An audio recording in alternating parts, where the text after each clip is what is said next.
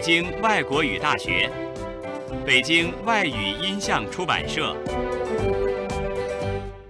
The Beijing Foreign Languages Audio-Visual Publishing House, Beijing Foreign Studies University.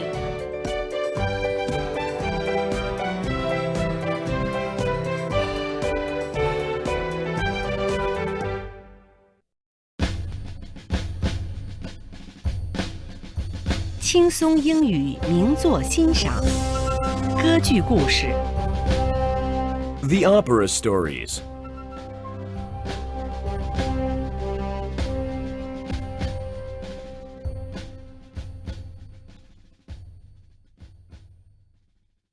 Turandot.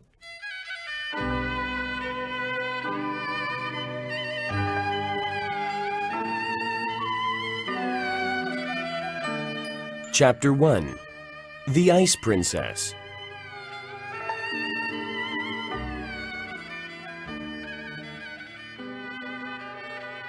My life has been full of adventure. Now that I am very old, telling stories is all I can do. My name is Calaf. I was born the Prince of Tartary. After a very long and terrible war, my father, King Timur, and I were forced to escape from my country. I didn't know what happened to my father, but now I was in Peking. I would never forget the evening I arrived in this great city. Many people had gathered in the square in front of the imperial palace. It was really amazing. There must have been thousands of people there. I thought that something very exciting was to occur, so I asked, "What's happening?" One person in the crowd replied, "A man will be killed soon. He had come to try to marry Princess Turandot. He had to solve the princess's riddles first before he could marry her, but he failed. Now they will cut off his head."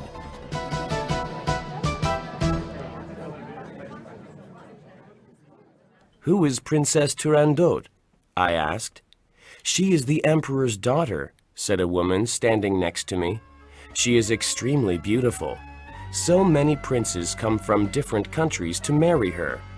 But she doesn't want to marry any of them. She is a cold woman. Some say that her heart is made from stone.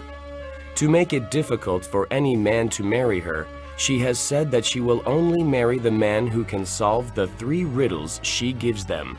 If they fail, well, you can see what we are waiting for." Suddenly, a man dressed in palace robes appeared. He called out, "The Prince of Persia has failed to answer the princess's riddles. He will die when the moon appears this evening."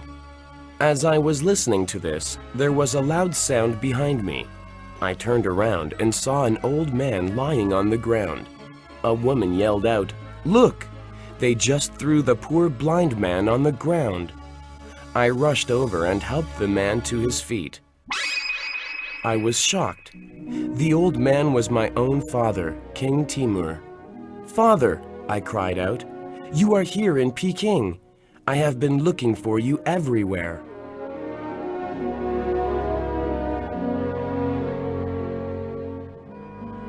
I looked up and saw another person standing by. It was Liu. She was a very faithful servant and friend to my father. "Liu, you are here too."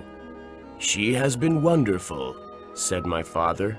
"She has been my eyes ever since I couldn't see, and has given me so much help. If she had not been with me, I would have been dead." Liu was looking down at her feet. "Liu, I'm most grateful to you for looking after my father. You didn't have to do this. Why have you given so much to me and my family?" I asked her. "A long time ago in the palace, you used to smile at me," she said, but her words were interrupted by a loud gong. Many men entered the square. They carried a large stone to the middle of the square. The stone was for the executioner to sharpen his axe on.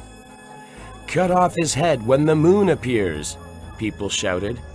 I was quite shocked by the people. It seemed they enjoyed watching people die.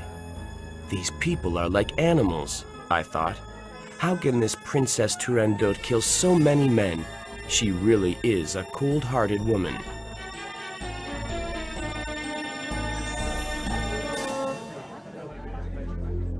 Everyone continued calling for the death of the poor man, but they became very quiet when the princess appeared.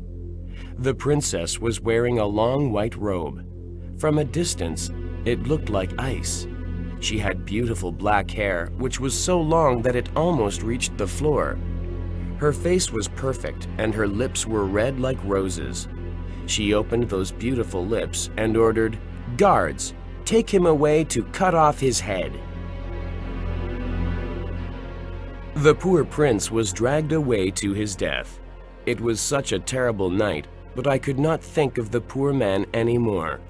It was like a spell had been cast on me. All I could think of was the princess. I couldn't take my eyes off her. I was filled with desire and love for her. For a moment, my heart even stopped beating.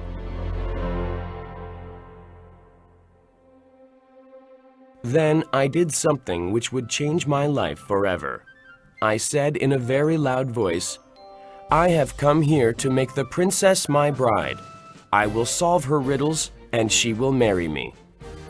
"No, no, they will cut your head off. I can't bear to think of that," Liu cried.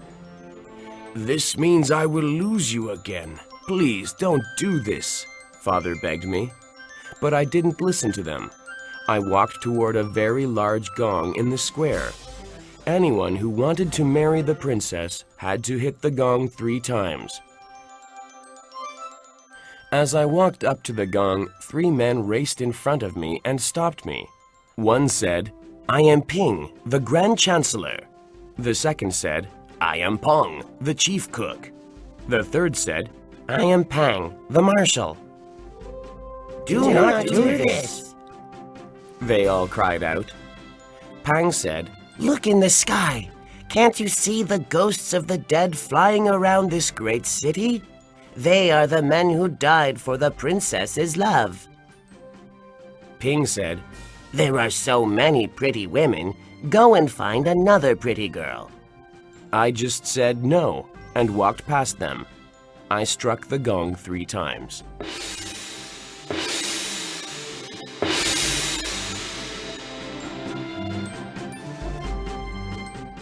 The whole crowd watched me hit the gong, and then I could hear them whisper, "He will never solve the riddles."